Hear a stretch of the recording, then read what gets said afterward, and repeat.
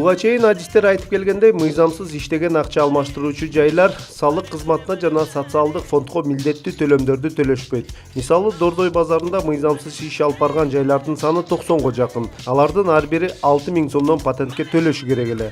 Бишкектин ичинде 80ге жакын мыйзамсыз иштеген акча алмаштыруучу жайлар бар. Алар орто эсеп менен 12000ден ашык сом төлөөгө тийиш. Бирок бул сумма мамлекеттин казынасына түшпөйт.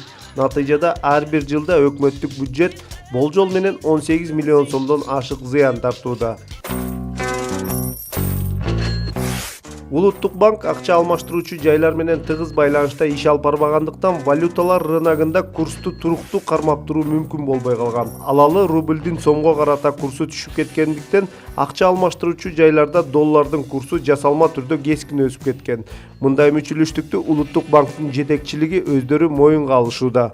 Вчера Национальный банк сделал, так сказать, разведку боем. Мы выступили с консигнацией в 2 миллиона долларов США в наличной форме. И что вчера нам это показало? Что идет спекулятивная атака на национальную валюту. То есть Национальный банк вчера продавал по курсу 57.80 через два государственных банка, это АИЛ-банк и РСК-банк.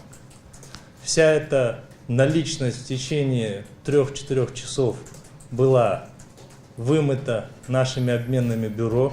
Улуттук банктын төрагасынын милдетин аткаруучу Толкунбек Абдыгуловдун сөзүнө ишенсек, атайын жүгүртүүгө жөнөтүлгөн 2 миллион АКШ долларын шаардагы жеке акча алмаштыруучу жайлар 57 сом 80 тыйындан сатып алышып, кайра аны 60 сомдон сатышып, бир канча убакытта эле 4 миллион 400 миң сомго жакын пайда таап алышкан. Албетте, бул акчалар саналуу гана адамдардын чөнтөгүнө түшөрү эч кимге жашыруун эмес.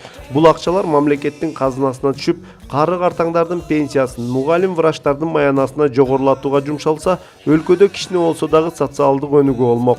Это нас немножко насторожило и вынуждает в будущем, наверное, принять структурные меры, которые будут в следующем заключаться. Наверное, со временем в нашей стране не останется обменных бюро, останутся только обменные представительства коммерческих банков. То есть необходимо наводить порядок в этой сфере.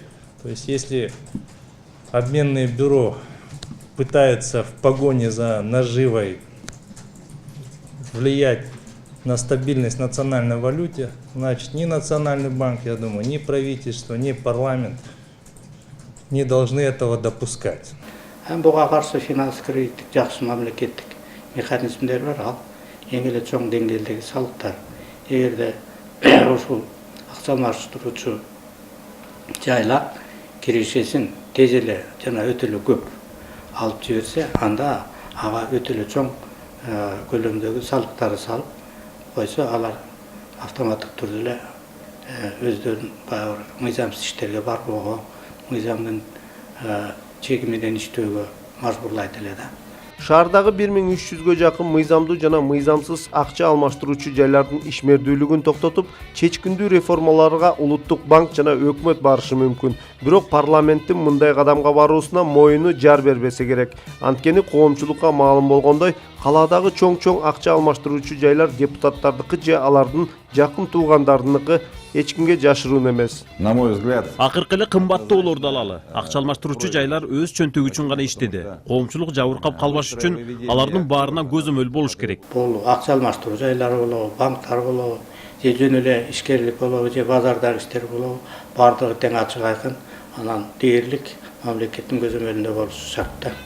Эгерде жеке акча алмаштыруучу жайларды тез арада жоюп же алардын санын кыскартуу чараларын көрбөсө, дүйнөлүк валюта рыногуна тиешелүү ар кандай окуяларда улуттук сомдун туруктуулугун бир калыпта кармап туруу өтө кыйынга туруп калат. Муну турмуш тастыктады. Эң көрсө, мунун бар оңолууга тийиш.